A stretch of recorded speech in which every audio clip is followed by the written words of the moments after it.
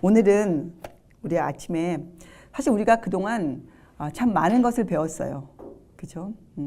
이제 총정리하는 시간이고 2015년도는 또 우리가 이것들을 어떻게 실제적으로 우리가 우리 삶에 적용시켜서 정말 그리스도인 되는가, 또 더불어 이 시대는 도대체 어떠한 시대인가, 이런 것들 우리가 많이 배우잖아요. 여러분, 이 성경 66권에 많은 이야기가 들어가 있죠. 많은 사람들의 생애가 들어가 있고, 여기에서 우리가 배워야 할 것이 있어요. 여러분, 책을 아무리 많이 읽어도 그 책의 주제와 요점을 파악하지 못하면 우리에게 큰 도움이 되지 못해요. 자, 성경에는 몇 면들이 있지만 크게 이 주제를 항상 갖고 있어야 돼요. 자, 이 성경에는 신앙, 우리의 믿음의 근간을 이루는 그 교리들, 이론적인 면들이 분명히 있어요. 자, 예를 들면 하나님은 어떠한 분이신가? 거기에 우리가 뭘 배워야 됩니까? 성부 하나님, 성자 하나님, 성령 하나님은 성경에서 우리에게 무엇을 알려주는가? 아니, 그 하나님에 대해서 우리가 어디에서 지식을 갖고 올 수 있겠어요? 다 잘못된 것이죠. 딴 데서 갖고 오면. 하나님을 우리가 알기 위해서는 성경께서, 성경이 무엇이라 우리에게 알려주는가에만 우리가 그 범위 안에 있어야 돼요. 자, 또 성육신 하신 예수님, 그렇죠? 육체로 오신 하나님은 도대체 어떤 분이신가? 왜 오셨는가? 왜 인간의 성품을 가지고 오셔야만 했는가? 이런 것들은 이론적인 것들이에요. 그렇죠? 또 예수님이 왜 십자가에 돌아가셨는가? 돌아가신 후에는 우리에게 어떠한 것을 교훈하시는가? 이런 것들은 이론적인 면들이 있잖아요. 자, 또 성경에는 예언이 나와 있어요. 역사와 예언. 우리가 배웠지만 역사는 과거의 예언이에요. 그렇죠? 과거에. 예. 사람이 어느 시점에서 바라보냐에 따라 틀리잖아요. 자, 우리 시대에서 예언하면 미래를 알려주는 것이잖아요. 성경에 분명히 예언이 나와 있어요. 우리에게 그 때를 알려주는 예언이 나와 있어요. 그런데 우리가 예언을 하나님의 안목으로 이해할 수 있는 그런 눈들을 먼저 성경의 그런 신앙의 근간되는 말씀들을 이해함으로 우리가 가져와야죠. 예언을 먼저 공부하는 것에는 좀 문제가 생겨요. 순서가 아주 중요해요, 믿음에는. 그래서 우리가 이런 이론적인 것들을 이제 공부하잖아요. 그리고 예언도 같이 공부하죠. 안목을 가지고. 자, 그리고 이해 못지않게 중요한 것이 있어요. 이해 못지않게. 이 부분이 잘못되면 굉장히 큰 문제가 생겨요, 신앙에. 자, 그것이 무엇인가? 예수님의 생애에 대해서 우리가 실제적으로 배우는 것이에요. 예수님께서 어떻게 먹고 마시고 생애하셨는가? 예수님께서 어떻게 어떤 분들과 어떤 사람들과 교제 나누시고, 어떤 사람을 어떻게 취급하시고, 어떠한 교리적인 문제들은 또 어떻게 설명해 주시고, 실생활에 어떻게 적용시키셨는가? 예수님께서 어떻게 기도하셨는가? 이건 아주 실제적인 문제죠. 이런 실제적인 주제들에 대해서도 우리 마음에 이해가 들어와야 돼요. 자, 이 세 가지 면들이 우리가 배우고 우리가 가르쳐야 하는 것들이에요. 이 세 가지 면에서 조금이라도 문제가 생기면 어떻게 될까요? 어떻게 되겠어요? 예를 들어서 우리가 이 먹고 사는 문제에 대해서 우리가 이 식욕을 절제해야 된다. 식욕을 음식을 가려 먹어야 된다. 이런 이제 그 마음이 들어왔어요. 그런데 이것을 왜 그래야 하는지, 또 예수님께서 어떻게 하셨는지를 모르고 그 이론만 가지고 있으면 우리가 극단으로 치우치죠. 이것도 안 되고 저것도 안 되고 이유 없이, 그죠? 또 그런 것을 남들 정죄할 수 있는 또 근거를 가지게 되고. 그래서 우리가 어떠한 것들을 내 생활에 가져오기 전에 우리는 먼저 배워야 돼요. 여러분이 성경을 통해서 철저하게 배워야 됩니다. 자, 왜 그런가? 우리가 왜 그렇게 철저하게 배워야 되는가?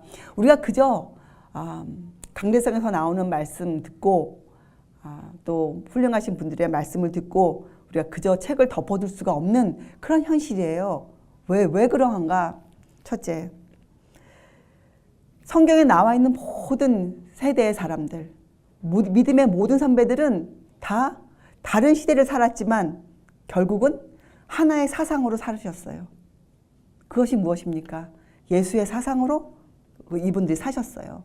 우리도 이 반열에 들어가려면 여러분과 저의 사상이 어떻게 돼야 되겠어요? 예수님의 사상으로 꼴지어져야만 돼요. 우리가 여러분의 그 발끝부터 머리, 정수리 끝까지 모든 것이 변해야 돼요. 자, 왜 그렇습니까? 이 시대는 반역의 시대예요. 이 시대는 너무나 혼란한 시대예요. 그래서 이 시대를 뭐라고 부르는가? 개혁이 필요하다. 이렇게 부르지 않습니까? 개혁. 여러분, 개혁이 무슨 뜻입니까? 개혁. 개혁은 제도나 체제를 따르는 그거를 바꾸어서 새롭게 만드는 것이에요. 여러분과 제가 살고 있는 이 시대의 관습을 바꾸어 버리는 것이 개혁이에요. 성경에는 분명히 이 마지막 시대의 사람들을 침례 요한의 마음으로 또 엘리야의 심정과 능력으로 그들이 일을 해야 한다. 그렇게 살아야 된다. 이런 구절들이 있어요. 이 구절을 여러분이 어떻게 실제적으로 적용시키겠냔 말이에요. 여러분 생활에. 이런 것도 우리가 배워야 돼요. 여러분, 우리가 많이 강조하는 구절이 있죠. 계시록. 이 시대에는 꼭 계시록을 알아야 된다. 왜 이런 말을 많이 하잖아요. 그건 맞는 말이에요. 우리가 요한계시록 꼭 이해해야 돼요. 자, 그래서 요한계시록의 중심 기별, 계시록 14장. 여러분 잘 아는 기별이에요. 6절부터 13절, 12절까지 무슨 기별이 있습니까? 얼마나 중요한 기별이면 천사가 날아다니는 것으로 표현되어 있겠어요. 얼마나 중요한 기별이면. 자, 뭐라고 나옵니까? 예, 복음을 소개하죠. 영원한 복음. 그 복음의 내용들이 쭉 나와 있어요. 7절에는. 하나님을 두려워하라. 예, 심판하실 때가 다가왔다. 창조주 하나님을 경배하라. 예, 복음에 큰 줄거리들이 나와 있는 거예요. 영원한 복음. 그죠? 그리고 또 연이어서 둘째 천사가 날아가죠. 뭐라고 외칩니까? 예, 바벨론이 잘못되었다. 바벨론이 무너졌다. 그럼 우리가 바벨론이 무엇인도 알아야 되잖아요. 바벨. 우리 공부하잖아요. 그래서. 예, 그렇게 기별을 전하면서 셋째 천사가 날아다니면서 뭘 전합니까? 그러니 짐승의 표를 받지 말아라. 예, 하나님의 인을 받아라. 이렇게 기별을 전하잖아요. 그 세 기별이 이 시대에 있어야 될 기별 맞아요. 전해야 될 기별 맞아요. 그런데 이 세 기별을 우리가 배우지 못하고 성경을 통해서 왜? 그 사상을 배우지 못하고 전하면 굉장히 또 다른 오해를 우리가 뿌려놓는 거예요. 세상에다가. 자, 오늘은 그래서 우리가 이 기별을 전하는 사람이 되어야 될 텐데. 그렇죠? 말하면 이 세 기별을 우리가 한 단어로 얘기하면 복음이에요. 복음. 영원한 복음. 복음을 전하는 자. 시대마다 하나님께서는 복음을 전하는 백성을 갖고 계셨어요. 예. 또 교회를 왜 주셨습니까? 복음을 전하는 자들이 교제하며 훈련받기 위해 교회를 주셨잖아요. 예, 빼놓을 수 없는 것이 그리스도와 빼놓을 수 없는 것이 복음이잖아요. 예, 복음. 중요한 기별. 정말 중요한 기별이에요. 예, 중요한 기별. 자. 도대체 우리가 전해야 되는 이 복음 사역에 어떠한 특성을 갖고 있는가? 우리가 이 기별을 전하기 위해서는 어떠한 사람이 되어야 되는가? 성경에는 침례 요한, 엘리야의 심령과 능력 이렇게 표현되어 있는데 도대체 이게 무슨 말인가? 좀 정확히 우리가 알아요. 우리가 이제부터는 뭐든지 정확히 알기로 해요. 여러분 정확히 모르면 여러분 우리가 잘못 가게 돼 있어요. 잘못된 결과를 가져오게 돼 있어요. 저도 신앙생활 오래 했지만 참 잘못된 그 개념 속에서 그저 들은 말 속에서 많이 살아왔어요. 그러다 보니까 얼마나 제가 오리무중을 헤맸는지 몰라요. 이제는 그렇게 살 시간이 없어요. 그리고 우리가 그렇게 살다 보면 마음이 낙심이 돼요. 마음이. 자, 이제 정말 우리가 그렇게 하지 않기로 결심했잖아요. 자, 그럼 우리 한번 살펴보겠어요. 우리가 개혁자가 되어야 되는데 침례 요한 이 땅에 왔습니다. 언제 왔습니까? 예, 예수님이 초림 때 침례에 나타났는데 특별히 어느 때 그가 일을 시작했습니까? 예수께서 공생애를 시작하시기 바로 직전에 침례 요한이 기별을 외쳤어요. 그 기별이 뭐였습니까? 예, 회개하라. 천국이 가까웠느니라. 자, 이 기별이었어요. 자, 그러면 우리가 이 예수님 다시 오시기를 기다리는 이때, 또 많은 사람이 주의 재림을 기다리는 이때, 우리가 무엇을 어떻게 해야 좋을지를 우리가 어떻게 알아야겠어요? 우리 마음대로 주님 오시는구나. 우리 마음대로 생각하고 마음대로 성경을 해석하고 마음대로 우리가 살아야 될까요? 아니에요. 우리가 미래를 알기 위해서는 과거를 잘 살펴보면 돼요. 예수님 초림 때 어떠한 일이 있었고 어떠한 기별이 전해졌는가를 잘 살펴보면 우리가 재림을 준비할 수가 있어요. 그렇죠? 세상에서도 많이 공부하는 사람들이 미래를 알기 위해선 어떻게 합니까? 과거 역사를 꼭 알아야 된다. 이런 말을 하고 있잖아요. 그 당시 침례 요한은 개혁자였어요. 그 당시 부패되어져 있는 그 유대 사회를 개혁했어요. 그 사람이. 무엇으로? 회개하라로 시작했어요. 천국에 가까웠다는 기별을 전했어요. 사실 예수께서 다시 오신다 기별 다른 말로 하면 무엇입니까? 하나님의 나라가 가까웠느니라. 아니겠어요? 천국에 가까웠다는 같은 기별이에요. 그런데 어떤 천국일까요? 침례 요한이 전했던 천국은 어떤 천국을 그가 뜻했습니까? 침례 요한이 전한 천국. 성경에는 천국이 분명히 나와 있어요. 천국. 하나님의 나라가. 그런데 두 가지로 천국이 표현되어 있어요. 자, 침례 요한이 전한 천국이 가까웠느니라의 천국은 하나님의 나라이지만 그것은 은혜의 왕국이에요. 어떤 은혜의 왕국? 예수께서 이 땅에 계시고, 그렇죠? 또 부활 승천하셔서 이 땅을 주의 백성으로 채울 그 은혜의 기간 동안에 일어날 그 하나님의 나라예요. 은혜의 나라. 사람들이 이 땅에 살면서 맛보아야 할 하나님의 나라. 그 천국을 사도 요한은 침례 요한은 전했어요. 자, 그러면 여러분과 제가 전해야 될 이 천국에 대한 기별은 어느 천국을 뜻하는 겁니까? 우리가 전하는 천국은 이 땅에 오실 예수께서 갖고 오실 그 나라예요. 이것을 성경은 영광의 나라라 이렇게 표현되어 있어요. 영광. 하나님의 영광을 보여줄 그 나라의 천국이에요.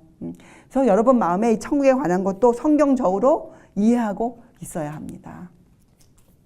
그래서 여러분과 저는 이 침례 요한의 사업을 하고 있어야 될, 앞으로 해야 될 사람들이에요. 개혁을 주도해야 될 인물들인 거죠. 개혁을 주도할 사람들. 자, 그런데 우리 개혁의 주제가 무엇인지를 알아야죠. 무엇을 개혁해야 좋을지도 모르면서 개혁자로 쓸 수는 없잖아요. 그렇죠? 자, 우리가 무엇을 개혁해야 합니까? 무엇을? 네, 이 세상의 체제와 관습을 우리가 개혁해야 돼요. 다른 말로 하면 그리스도인으로 사람들을 그리스도께로 회복시키는 일을 해야 돼요. 또 이것은 다른 말로 하면 복음을 전하는 기별이에요. 다 똑같은 말이에요. 틀린 말들이 아니에요. 자, 우리가 복음을 전합니다. 무슨 복음을 전합니까? 영원한 복음을 전합니다. 영원한 복음은 무엇입니까? 예수님에 관한 소식이에요. 예수께서 어떻게 사셨고, 왜 죽으셨고, 또 부활 승천하셔서 무엇을 하고 계시다. 이것이 복음에 관한 기별이잖아요. 예수님에 관한 모든 소식이에요. 복음은.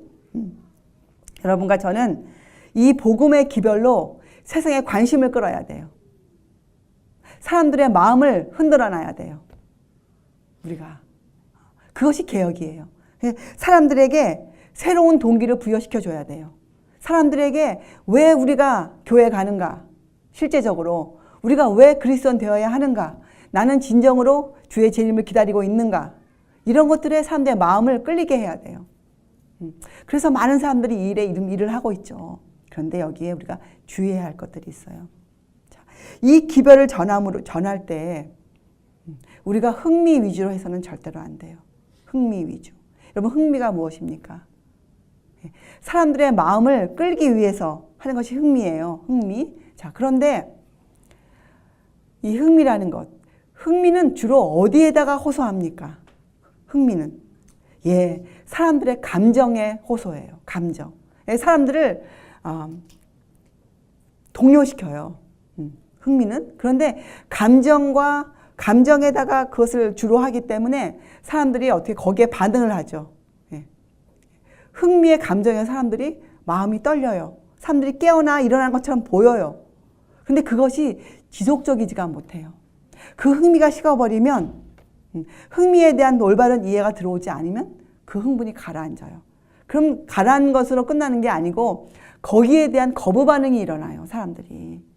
이것이 우리의 그 정신세계의 작용이거든요. 그래서 여러분과 저는 이 기별을 전하는데 절대로 흥미 위주로 전하면 안 돼요. 지금 어떠한 염려가 있는가 세상에. 자, 예수께서 다시 오신다 기별이 전해졌어요. 그런데 그것이 무엇과 연결되어 전해졌는가?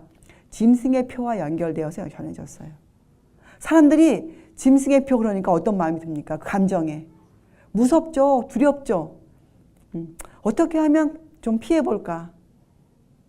이런 생각이 먼저 들어갔어요. 사람들이 근원적인 문제로 들어가지 않았어요.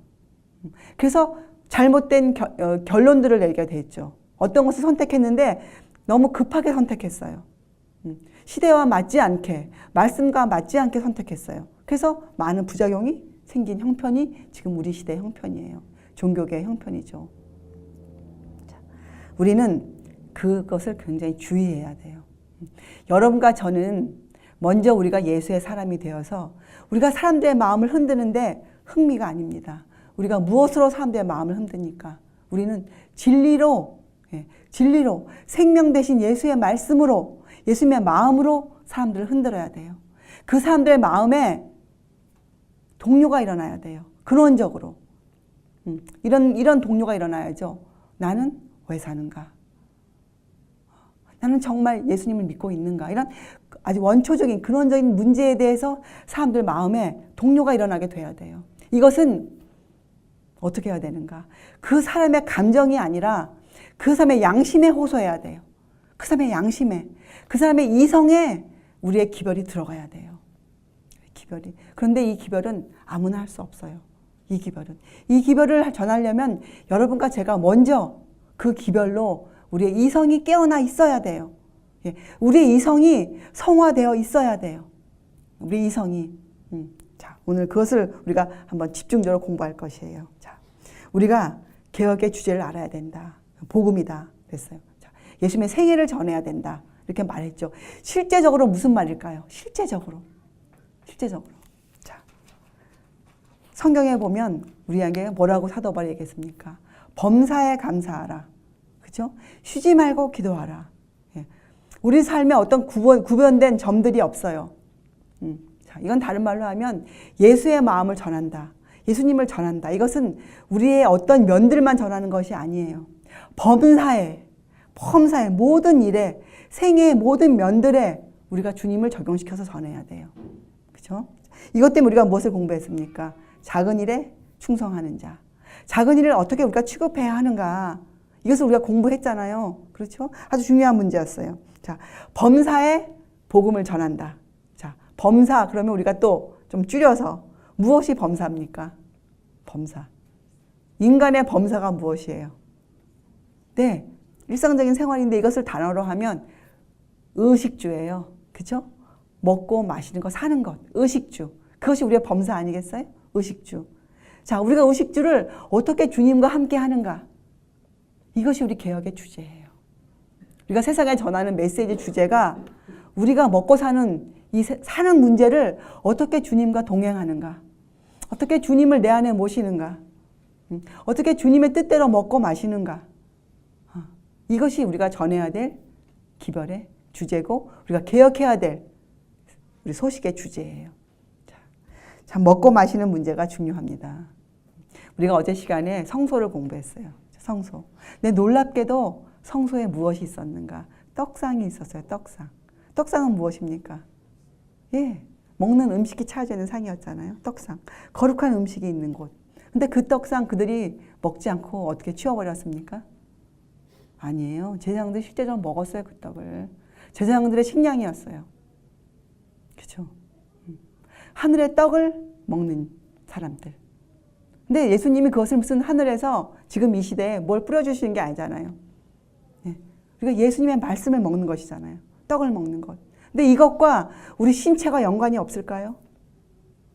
우리가 실제로 우리의 생명, 우리가 먹지 않으면 어떻게 돼요? 죽어요. 그렇죠? 우리 실제로 먹는 문제와 아무 연관이 없을까요? 큰 연관이 있어요. 이 예수님을 모르는 사람들, 이 의사들, 우리의 뇌를 열심히 연구하는 의사들이 뭐라고 말하는가?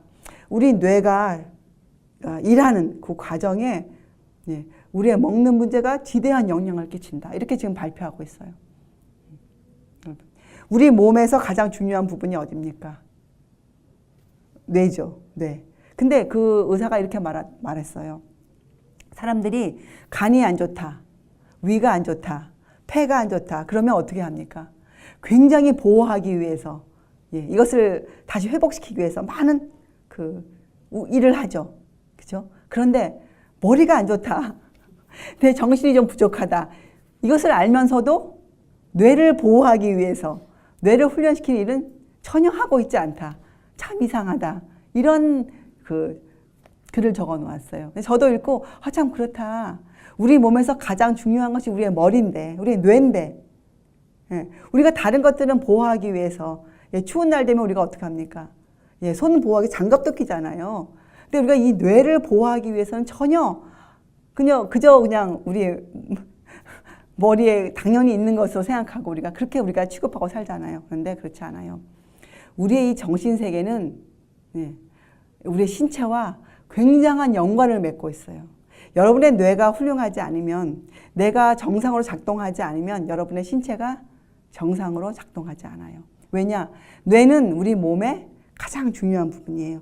뇌에서 모든 신경계통에 명령을 내리고 모든 혈관에 명령을 내리는 곳이 뇌는. 여러분의 앞뇌와 중뇌와 이 뒤뇌, 그죠? 또 옆뇌, 또 소뇌, 이런 것들은 굉장한 영향을 끼치는 것이 우리 몸의 신체에. 그런데 짧게 얘기 드리면 이 먹는 문제가 우리 정신세계와 굉장한 영향을 갖고 있어요. 굉장한 영향을. 그러니까 더 자세히 살펴볼 것인데, 자, 그래서 여러분 우리가 이 먹고 마시는 문제에 하나님의 법으로 제한을 받지 않으면, 예? 우리 먹고 마시는 식욕을 하나님의 법으로 제한을 주지 않으면 하나님의 높은 표준의 법을 지키기가 아주 어려워져요. 하나님의 율법을 이해하는데 문제가 생겨요. 우리의 머리가 생각이 돌아가지가 않아요. 답답한 마음에 자꾸 이르게 돼요. 그래서 우리가 이제 2015년도에 뭘 하기로 했습니까? 우리의 정신세계를 훈련시키는 것도 우리가 공부하기로 했잖아요. 어떻게 하면 우리가 우리의 뇌를 가장 좋은 수준에, 가장 적절한 수준에 우리의 뇌가 활동할 수 있도록 우리가 하겠는가? 이것도 우리가 공부할 것이에요. 자, 근데 오늘은 우리가 그렇게 우리의 뇌가 중요하다. 우리의 정신이 중요하다. 왜 그렇습니까? 우리의 정신과 마음이 우리의 영의 세계에 굉장한 또 영향을 미치죠. 우리의 영혼이 건강하게 되는 바로 지름길은 우리의 정신 세계가 우리의 마음이 순결해지는 것이에요. 다 연결되어 있어요. 자, 우리가 이것을 공부할 것이에요. 앞으로 2015년도에는 아주 중점적으로. 자, 첫째, 여기에 우리가 해야 될, 우리가 고쳐야 될 것들이 있어요. 첫째는 여러분 게으르지 마세요. 무엇을 하더라도 절대로 게으른 분들이 되지 마세요. 자, 그리고 이 모든 일을 할 때 우선되는 것이 하나 있어요. 우선되는 것. 이것을 안 하고 아무리 정신세계를 발달시켜도 결과는 좋지 않을 것이에요. 자, 그것이 무엇인가? 가장 중요한 것이 무엇인가? 자, 여러분과 저의 마음이 흑암에서 나와야 돼요. 흑암에서. 여러분, 흑암이 무엇입니까? 이 세상을 왜 어둡다고 우리가 표현합니까? 흑암이 무엇일까요? 성경은 흑암을 하나님께 대한 오해라 이렇게 부르고 있어요. 여러분과 저의 마음이 세상이 하나님께 대한 오해로 가득 차 있을 때 그것을 성경에서는 세상이 어둡다 이렇게 표현하고 있어요. 세상이 어둡다.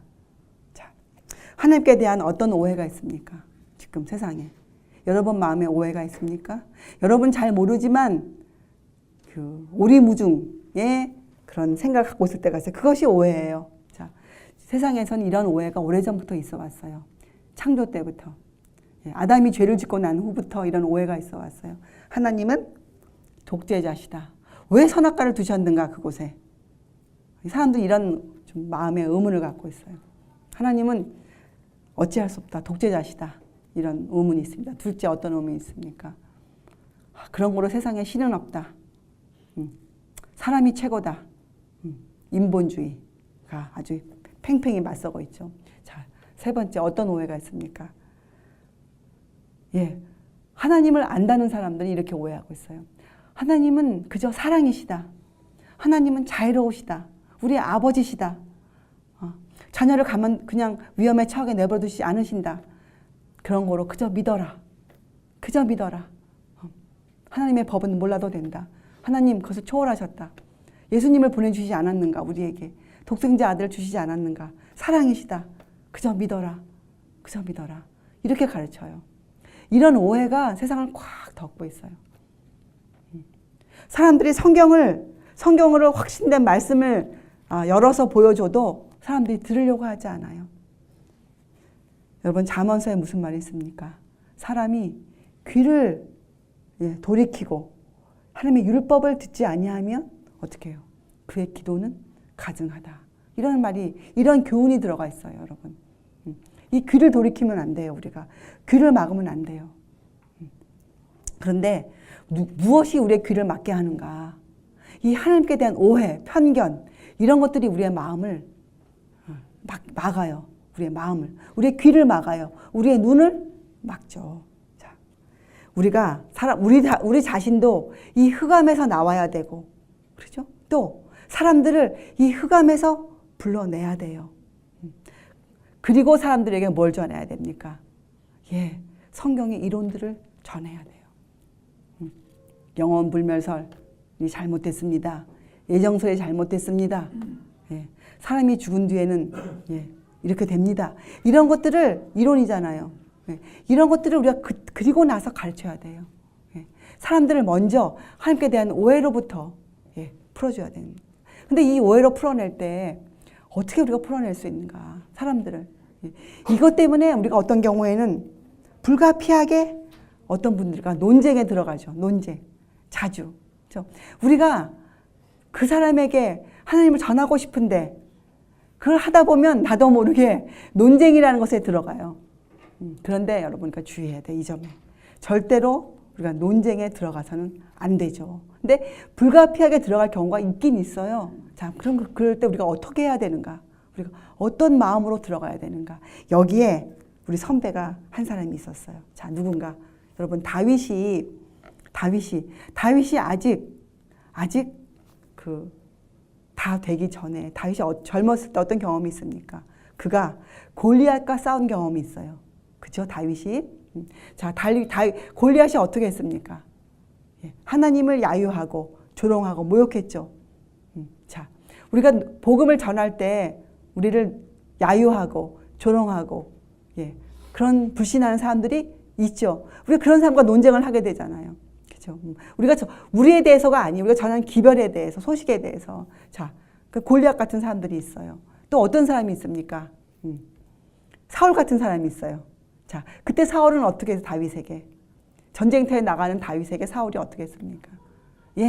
자기의 갑옷을 주었어요. 자, 이것은 무슨 의미가 있을까요? 사울이 왜 갑옷을 줬습니까? 다윗에게. 다윗의 싸움을 인정했어요. 지지했어요. 그런데 다윗에게 무엇을 줬어요? 자기 이론을 줬어요. 자기의 것을 주었어요. 자기의 것을 믿으라고 주었어요. 자기의 것을 의지하라고 주었어요. 여러분, 우리가 논쟁할 때 불가피하게 할 경우에는 골리앗이 되어서도 안 되고, 두 번째, 사울이 되어서도 안 돼요. 우리는 다윗이 되어야 돼요.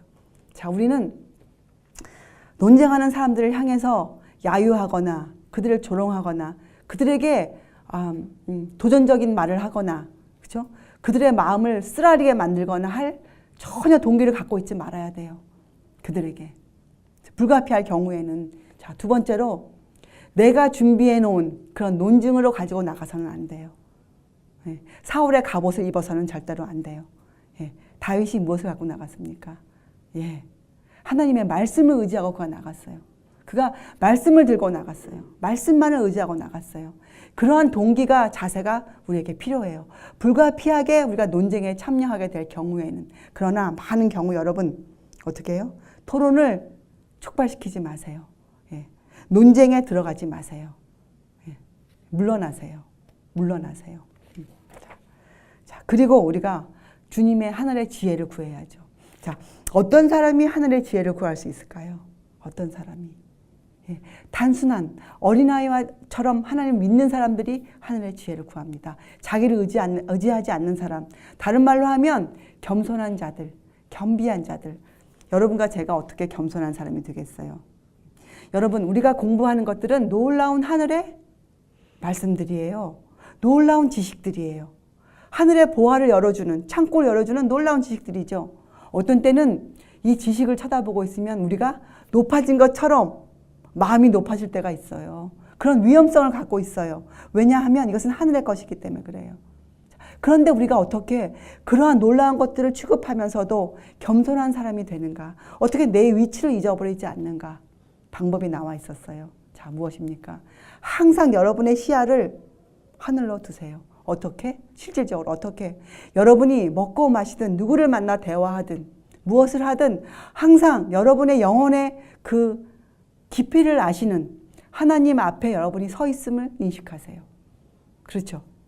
항상 여러분의 그 마음과 자세를 주님 앞에 두세요. 어떤 주님? 여러분의 모든 것을 아시는 주님. 여러분의 마음의 깊은 동기를 아시는 주님. 여러분의 모든 것들을 보고 계시는 하나님. 예, 더 정확히는 하늘 기록책에 모든 것을 적고 계시는 천사들이 있음을 기억하세요. 자, 두 번째는 사람들과 대화를 나눌 때 그 사람을 이런 눈으로 바라보세요. 만약 저 사람이 지금 내 마음의 깊은 동기와 내 마음의 숨은 죄악들을 저 사람이 알고 있다면 내가 지금 어떤 입장이 될까? 이렇게 그 상대방을 취급해 주세요. 그 사람을 너는 나보다 이런 진리를 모르지.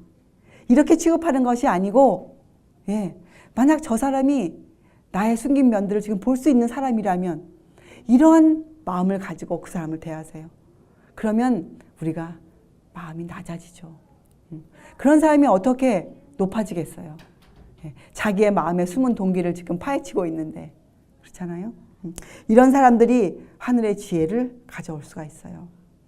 자, 그리고 정말 중요한 건 한 가지는 정말 중요한 건 한 가지는 여러분의 마음을 그릇된 방향으로 가져가지 마세요. 어떤 때는요 우리 마음이 나와는 상관없이 흐를 때가 있어요. 그렇죠? 나는 그런 말 하고 싶지 않은데 나는 그렇게 하고 싶지 않은데 내 마음이 그렇게 흘러갈 때가 있어요. 여러분 마음을 제어해야 될 필요가 있을까요? 여러분의 마음을 훈련시킬 필요가 있을까요? 여러분 우리가 아까 공부했잖아요. 정신세계를 훈련시킨다는 것은 또한 무엇을 훈련시키는 겁니까? 여러분의 마음을 훈련시키는 거예요. 여러분의 생각을 지배한다는 것은 뭐예요? 여러분의 마음을 제어할 줄 아는 훈련을 받는 것이에요. 여러분의 마음을 제어할 줄 알아야 돼요. 여러분과 저는 우리의 마음을 우리가 움직일 줄 알아야 돼요. 여러분의 마음을 그저 자연스러운 여러분의 성향대로 흘러가도록 놔두지 마세요. 여러분의 마음을 제어할 줄 아는 사람. 그런 사람이 돼야 돼요. 근데 이것은 지금 이 짧게 우리가 다 공부할 수가 없어요. 여기에 굉장히 적절한 말씀이 성경에 나와 있죠. 고린도후서 10장 5절에 모든 이론을 파하며 하나님 아는 것을 대적하여 높아진 것을 다 파하고 모든 생각을 사로잡아 그리스도에게 복종케 하니. 이 훈련이 필요해요. 여러분의 모든 편견, 하나님보다 높아진 모든 여러분의 생각들을 어떻게 해요? 우리가 그리스도께 복종하는 그 훈련.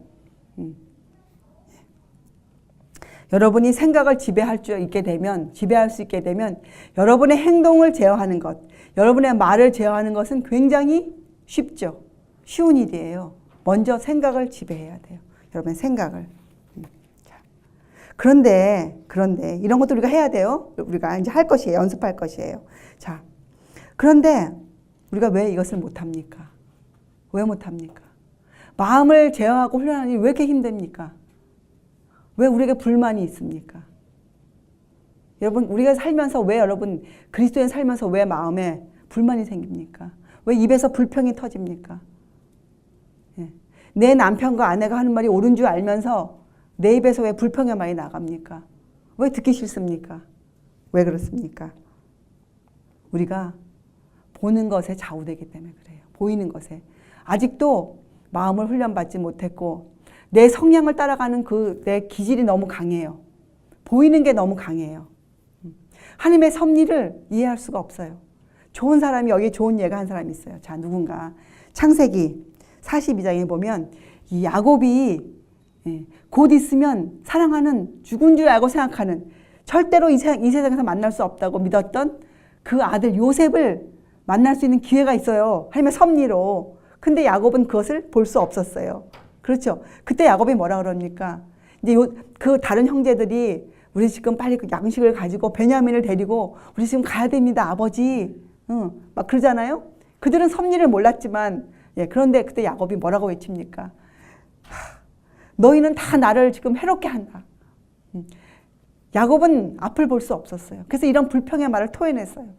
자, 그런데 하나님의 섭리는 무엇이었습니까? 하나님의 섭리는, 예, 그 야곱의 소원을 이루어주는 것이었어요. 요셉을 만나게 해주는 것이었잖아요. 요셉을. 예, 이렇게 우리는 믿는다고 하면서도 우리가 하나님의 섭리에 대해서 토를 할 때가 많아요. 하나님의 섭리에 대해서. 그래서 여러분, 마음을 제어하고 어떠한 섭리가 보일 때, 또 섭리를 우리가 배울 때 성경에서 우리가 많은 경우는 섭리를 볼 수 없어요. 그렇죠? 근데 우리가 성경을 통해서 하나님께서 이렇게 역사하신다. 하나님께서 이렇게 계획하신다. 이것들을 배우잖아요. 응? 그럴 때 우리가 내 인생에서 그런 것들을 다가올 때 여러분이 불만을 갖지 마세요. 가라앉히세요. 하나님의 섭리에 여러분을 내맡겨 보세요. 자, 근데 우리가 이것을 왜 못하는가? 이 섭리에 따라갈 때 분명히 뭐가 오는가? 고난이 같이 와요. 고난. 시련이 같이 와요. 어려움이 같이 와요. 그리고 얼마만큼은 우리가 그 어려움을 짐작해 볼 수 있어요. 예. 그 길을 걷기 전에도 미리 우리가 성경을 통해서 그 고난이 어떠한 것이라는 것쯤 조금 우리가, 예, 사람은 이 감정을 갖고 있거든요. 어려움이 어떠하리라는 것을 조금 미리 생각해낼 수가 있어요. 예. 내일의 염려를 오늘 끌어오게 되죠. 우리가 내일의 염려를. 그래서 그것을 가기를 좀 주저해요. 예. 그 길을 가기를 주저하는 마음이 있어요. 자, 그런데 여러분 한번 생각해 보세요. 여러분과 제가 하늘에 합당한 자, 하늘에 가서 영원히 살기에 합당한 자가 되는 훈련을 받는 길에, 예, 오는 그 길에는 당연히 고통과 시련이 오지 않겠어요? 당연한 일 아니겠어요? 여러분과 저 같은 사람이, 예, 어떻게 해서 하늘에 적합한 자가 될 수 있겠습니까? 여러분 야곱을 보세요. 가장 쉽게 야곱이 몇십 년을 그가, 예, 살았습니까? 야복강가에 기도를 드리기 위해서. 그리고 그가 그 다 나이 들어서도 그가 이런 불만을 토해내잖아요. 야곱의 인생을 보면서 우리가 무엇을 배워야 될까요? 여러분, 야곱의 인생을 보면서 우리가 하늘에 적합한 자가 되기 위해서 그저 어디 기도원 가서 기도만 하고 있으면 될까요? 성경은 이 기도에 대해서도 특별한 가르침이 있어요. 특별한 기도에 대해서도. 그렇잖아요? 자, 우리가 어떻게 해야 될까요? 우리에게 고통과 시련이 오는 것은 당연한 것이에요. 여러분, 이제부터 무엇을 하는가? 주저하지 마세요. 예, 여러분 성향의 의무와, 예, 여러분 성향이 하고 싶은 대로, 살고 싶은 대로, 예, 먹고 싶은 대로, 갖고 싶은 대로 하는 그것과 성경에서 하라고 하는 것과가 상충될 때, 부딪힐 때 주저하지 마세요. 주저하지 마세요. 성경을 따라가세요. 자, 그러면 우리에게 뭐가 옵니까? 풀물불이 다가옵니다. 아주 힘센, 걷잡을 수 없는 시련과 고통이 직면해 있어요. 그런데 여러분, 놀라운 것은 강한 믿음의 소유자가 되기 위해서는 훈련을 받아야 되거든요. 예. 이 풀무불은 좋은 것이에요. 왜 그렇습니까? 여러분, 금을 정련할 때 어떻게 해요? 가장 뜨거운 불에서 그 금을 녹이잖아요. 찌기를 제거하잖아요. 찌기를. 여러분과 제 생애 가운데 정말 쓸모없는 것들, 예수님의 사람이 되기 위해서 쓸모없는 것들을 어떻게 합니까? 찌기예요, 찌기. 그것들을 풀무불이 태워줘요. 시련과 고통이 그것들을 태워주는 거예요. 쉬운 말로 하면 우리의 믿음을 행사할 수 있는, 우리의 믿음을 선보일 수 있는 기회가 오는 것이에요. 시련과 고통은 결코 나쁜 것이 아니에요. 우리가 주의 사람으로 살기 위해서 당하는 시련과 고통은, 십자가는 결코 나쁜 것이 아니에요. 그것들은 우리의 믿음을 훈련시켜주는, 우리의 믿음을 강하게 만들어주는 아주 훌륭한 도구들이에요. 도구들. 자, 성경에는 그래서 뭐라 그럽니까? 우리에게 예수님께서 자기 십자가를 지고, 예수님을 쫓지 않는 자들은 예수님의 제자가 되기에 합당하지 않다라고 하셨어요. 예수님의 제자가 되는 조건 중에 조건 하나가 바로 무엇인가? 십자가를 지는 것이에요. 십자가를 진다는 것은 그 고통을 기쁜 마음으로, 자원하는 마음으로 들어가는 것이에요. 나 가기 싫다가 아니고 주님, 내가 걸어가겠습니다. 저를 도와주십시오. 이런 자들에게 사단이 어떻게 해요? 손을 내밀 수가 없어요. 이런 자들은 세상이 감당할 수 없는 사람들이었어요. 이런 자들은 하나님께서 보호하세요. 천사를 보내어서. 자, 훌륭한 예가 있죠. 다니엘의 세 친구들 어떻게 했습니까? 그 제일 강한 풀무불 속에서도 보호함을 받았잖아요. 여러분과 저의 생애에서 왜 그런 일이 안 일어납니까? 우리가 풀무불을 가기를 주저하고 있기 때문에 그래요. 우리가 여러분 끝으로 자, 이 두 말씀을 읽어볼게요. 이 권면을 기억하세요. 디모데후서는 사도 바울 선생님의 유언서예요. 가장 사랑하는 그의 아들, 믿음으로 낳은 아들 디모데에게 편지를 남겨놓았어요. 디모데후서. 뭐라고? 디모데에게, 그 사랑하는 아들 디모데에게 오직 하나님의 능력을 쫓아 복음과 함께 고난을 받으라. 이렇게 그가 얘기했어요. 여러분, 우리 고난 받기를 주저하지 맙시다. 우리 생애 가운데서 우리가 주의 증인으로 서기 위해서, 우리가 진리를 전하기 위해서 우리 앞에 다가오는 여러분 생애 가운데 지나가야 할, 버려야 할 그 많은 것들을 버릴 때 오는 그 어려움을 여러분 주저하지 마세요. 불만을 갖지 마세요. 불평하지 마세요. 그리고 게으르지 마세요. 하늘의 지혜를 구하세요. 그 길을 걸어가세요. 그럴 때 천사가 도와주고 하나님의 보호막이 쳐지고 우리에게, 그죠? 배운 대로 행하세요. 성경에서 배운 대로 행하세요. 자, 베드로 선생님도 뭐라고 충고했습니까? 너에게 오는 불시험을 어떻게 해요? 이상히 여기지 말라. 오직 그리스도 예수의 고난에 참여한 것으로 즐거워하라. 이렇게 우리에게 권면하셨어요. 여러분, 오늘 저도 여러분에게, 제 자신에게도 여러분에게도 이 말씀으로 당부합니다. 오직 하나님의 능력을 쫓아 복음과 함께 고난을 받으라. 고난을 받으라. 여러분, 우리 십자가 지기를 주저하지 마세요. 십자가는 다른 것이 아니에요. 우리가 주님의 제자가 될 때 우리 앞에 놓여지는 것들이에요. 하나님의 말씀을 지켜야 됩니다. 하나님의 법을 지켜야 됩니다. 이럴 때 내 생활에서 끊어버려야 할 것들, 돌이켜야 할 것들, 어떤 때는 가슴이 아파요. 어떤 때는 사랑하는 아들을 위해서 그 정을 끊어야 돼요. 내 정과 욕심을 십자가에 못 박아야 돼요. 그리스도의 사람은 갈라디아서 5장 말씀이잖아요. 그리스도의 사람은 정과 욕심을 십자가에 못 박았느니라. 못 박아야 돼요. 사랑하는 사람들을 어떤 때는 잠시 버려둬야 돼요. 마음이 아프죠. 고난이죠. 시련이죠. 그러나 우리가 이런 일들을 해야 됩니다. 때로는 하나님의 나를 지키기 위해서 어떻게 합니까? 내 일을 좀 줄여야 돼요. 먹고 사는 문제에 좀 문제가 생길 수 있어요. 그러나 이런 것들을 우리가 지나가야 됩니다. 이겨내야 합니다. 그럴 때 우리가 주의 능력을 맛볼 수 있어요. 그럴 때 우리가 주의 선하심을 맛보아할 수 있는 것이에요. 안 해보는데 어떻게 맛보아할 수 있겠습니까?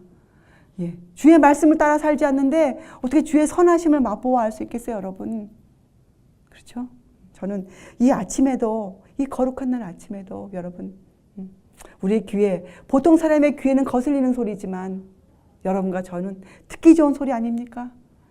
주의 오실 날이 가까웠다. 주님의 재림을 사모하는 자가 되라. 어떠한 사람이 되어야 되나 우리가.